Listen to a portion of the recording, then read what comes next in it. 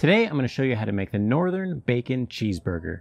Now you've probably heard of the Western Bacon Cheeseburger, but the Northern Bacon Cheeseburger, that's something a little bit different. Well, as part of this series, what we're going to do is take some of the craziest foods from the different areas of the country and put it on a burger, and we're going to call it That Direction's Bacon Cheeseburger. We've already done the Southern Bacon Cheeseburger right here, and it turned out awesome, and so I'm excited to present to you the Northern Bacon Cheeseburger.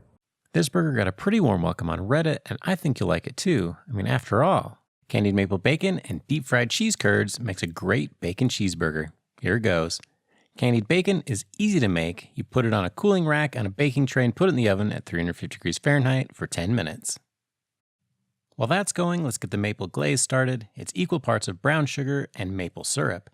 Now, this isn't the time to cheap out and use that flavored corn syrup stuff you see at the grocery store. Go with the good stuff on this one and mix it up until it has an even consistency. After the 10 minutes is up, baste both sides of the bacon every 5 minutes or so until it's cooked just the way you like it. I think burger bacon is better crispy, and the glaze gives it an extra crunch. To make the cheese curds, mix 3/4 cup of buttermilk and a beaten egg into the dry ingredients. The combination of the baking soda and the acidic buttermilk make a lighter batter, and I've also seen people use lemon lime soda instead.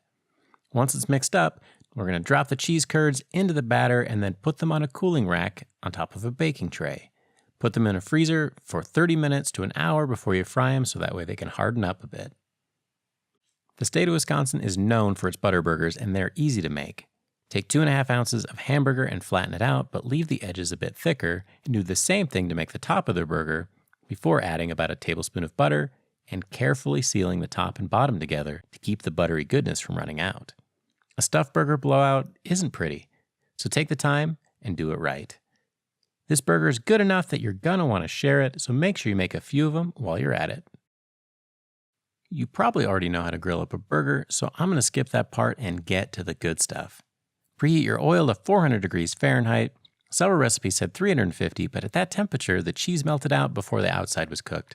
So place the frozen, covered cheese curds into the oil a few at a time, making sure that they have some room and don't stick to each other.